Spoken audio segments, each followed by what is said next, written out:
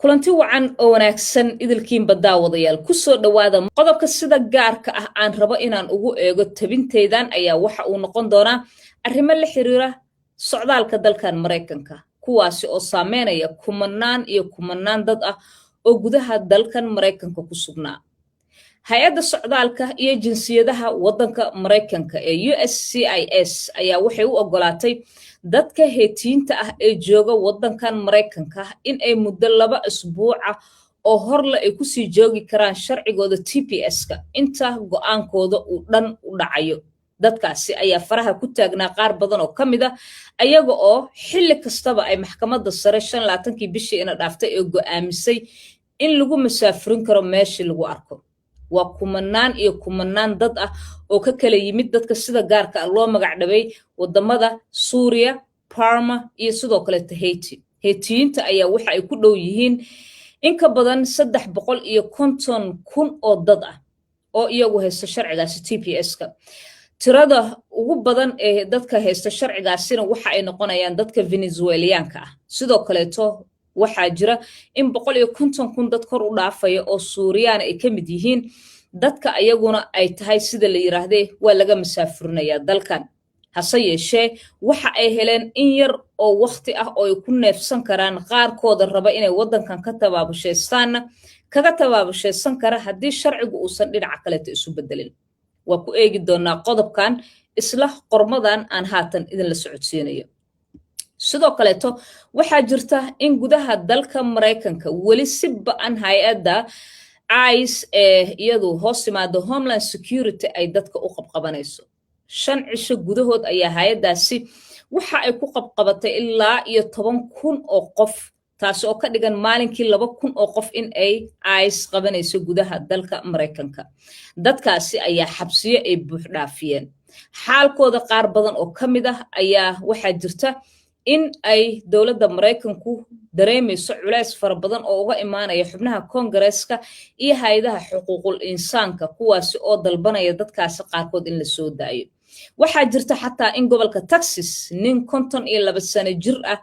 isla markaasina ka yimid dalalkan koonfurta America lagu dilay halkaasi toddobaadkii ina dhaafay markii ICE ay damacday in ay qabato asaga oo ka cararaya balse ay ku andacoodeen waa ICE in ninkaas uu rabay baabuurkii uu watay in uu dardarsiyo taasina ama uu jiirsiyo taasina ay keentay in markaasi ay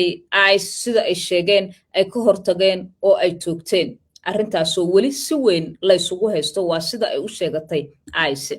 aan ku bilaabay hay'adda socdaalka iyo jinsiyadaha dalka Mareykanka ee magaceeda loo soo gaabiyo USCIS ayaa kaarka dadka gudaha dalkan Mareykanku ay ku joogi karaan ee deganaanshiyaha aanan ahayn sharciga weynna aanan ahayn ee TPS-ka waxa mar kaleeto ay u sii cusboonaysiisay oo ay waqti ugu dartay 2 usbuuc hay'addaasi socdaalka iyo jinsiyadaha ee dalka Mareykanka dadkaasi inay joogi karaan gudaha waddankan Mareykanka iyadoo oo markaasi ay filan karaan xilli kastaba in laga markaasi tarxiili karo waddankan Mareykanka oo loo celin karo wadamadii ay dadkaasi ka yimaadeen gaar ahaan dalalka Haiti, Suuriyaanka iyo dadka Parmiiska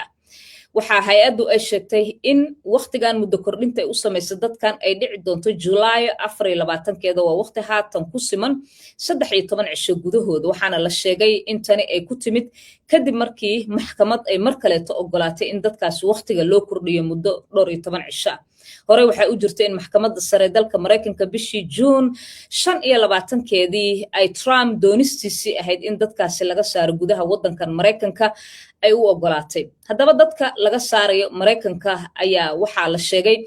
in ay yihiin 100,000 oo dad ah oo saddexdan waddan haba ugu badnaadaan waa Haitiyiinta, Suuriyiinta iyo sidoo kale Parmiiska ay maxkamaddu ogolaatay sida hore u soo baxdayba waxaa la sheegay 24ka bishan aynu ku guda jirno inay tahay waqtiga kama dambayska ah cid ka bixisa dalkan iskeed ama laga masaafurinayaba in ay markaasi go'aamo la yimaadaan dadyoogan soo galootiga ah ee iyagu la filayo in waddankan Mareykanka ay iskood uga baxaan inta aysan dawladda Mareykanku qabanin oo aysan banaanka u saarin haddaba sideeba maxkamadda sare go'aankeeda wax ka bedel loogu sameeyay arrintan ayaa dad badani waxay u arkaan inay ku timid kadib markii shirkado waaweyn oo gudaha dalka Mareykanka ku yaala oo ay dadkan awoodooda shaqo ay ku tiirsaneed ay u cawdeen dowladda gaar ahaanna xubnaha u matalaya golayaasha baarlamaanka dalkan maraykanka ee koongareeska xubnahaasi waxay codsadeen in dadkan muddo kordhin loo sameeyo si ayaguna waa shirkadahe ay dad u shaqaalaysiistaan oo ay u helaan dadkanna ay ugu tabaabashaystaan sidii ay u bixi lahaayeen waxaana jirta in ku dhowaad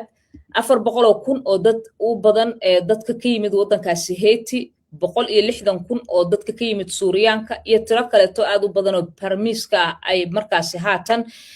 go'aamo kaleeto ka dhursugayaan iyo sida xaalka uu noqon lahaa dadka ugu badan ee haddaba arrintan ay saameysay maxay yihiin dadka ugu badan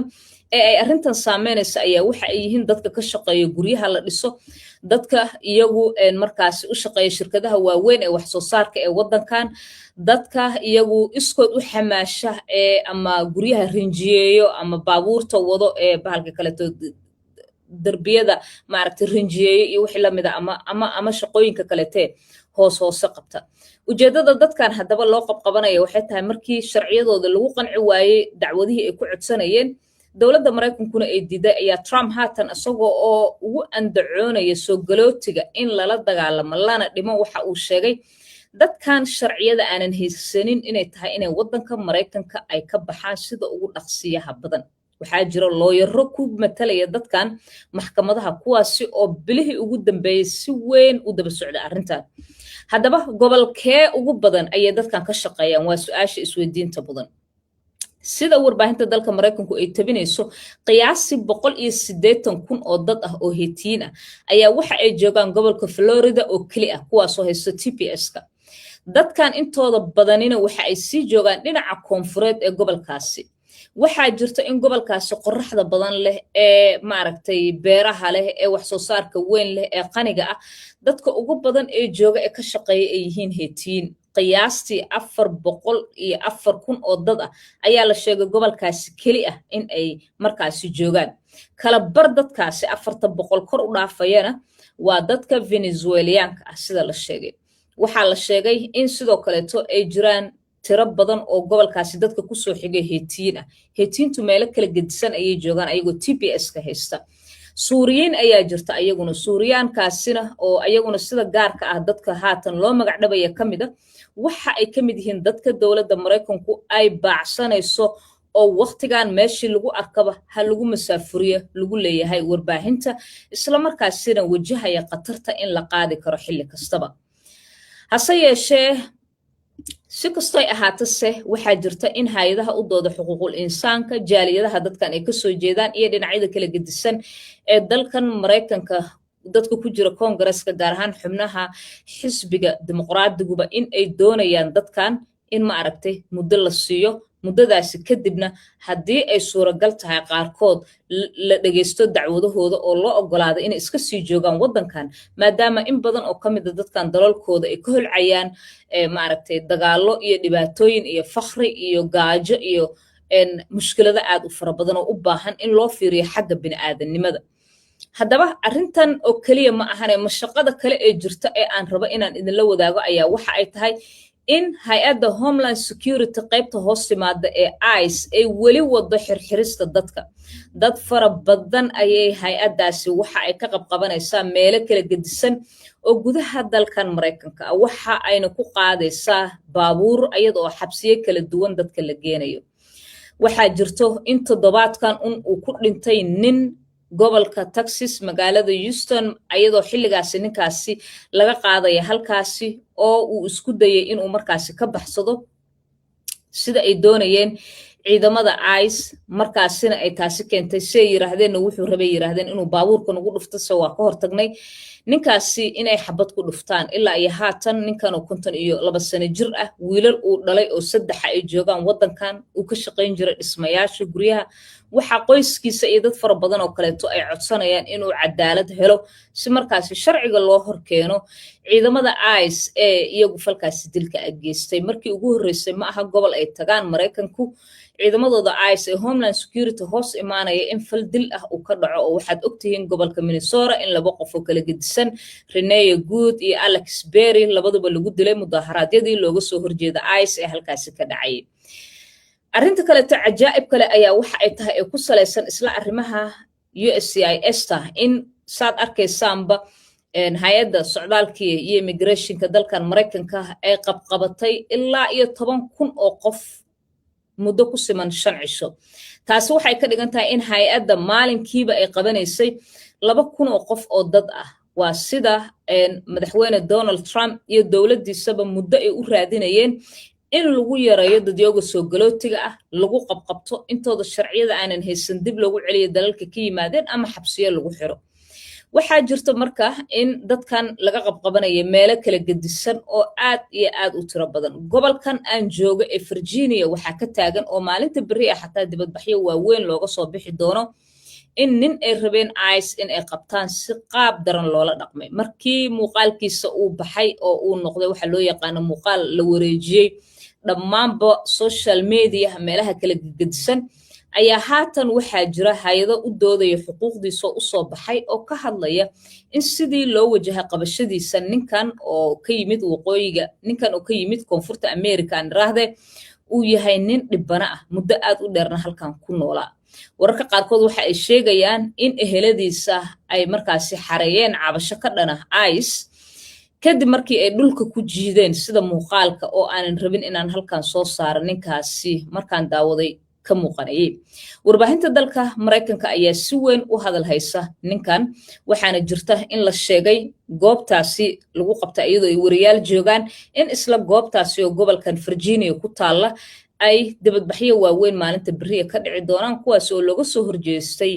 dhaqankii ay ICE ku wajahday wiilkaasi markii ay qabanaysay daawadayaal haddaba ICE haddii ay howlgalladii ay ka qabanaysay Soomaalida gobolada ay ku dhaqan yihiin ay hoos u yaraadeen kama dhigna sidaasi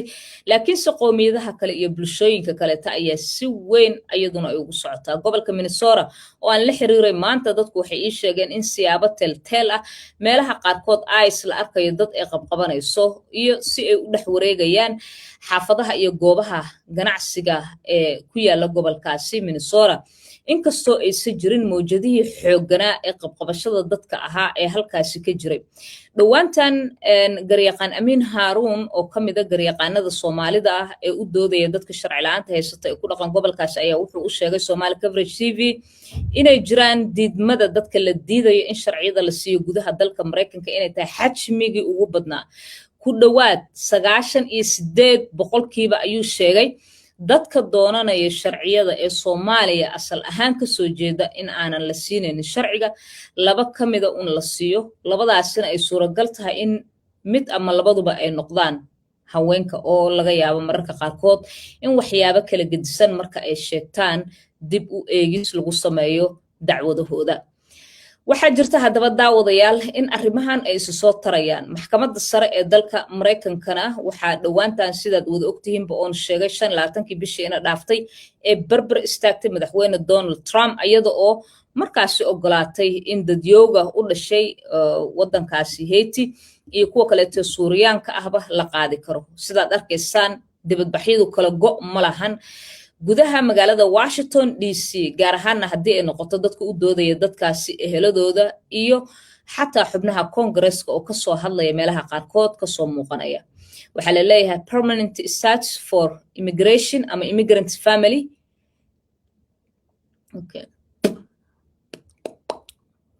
waxaa la leeyahay TPS-ku waa wax ka mid ah nolosha dad fara badan oo qoysasa oo halkan deganaa sanado iyo sanado aabayaal ilmo halkan ku dhalay hooyooyin halkan joogay muddo aad u dheer haatanse xaaladdu ay aad ugu xun tahay haddaba wixii ka soo kordha wararka ku salaysan arrimaha Mareykanka iyo socdaalka iyo qabqabashada dadkan iyo saameynta ay reebaysaba waxaad ku daawan doontaan barnaamijyada soo socda ee Somali Coverage TV inta ka horeysa waa Sahra Cabdi Axmed oo idin leh isma dhaafan ee nabad geliyo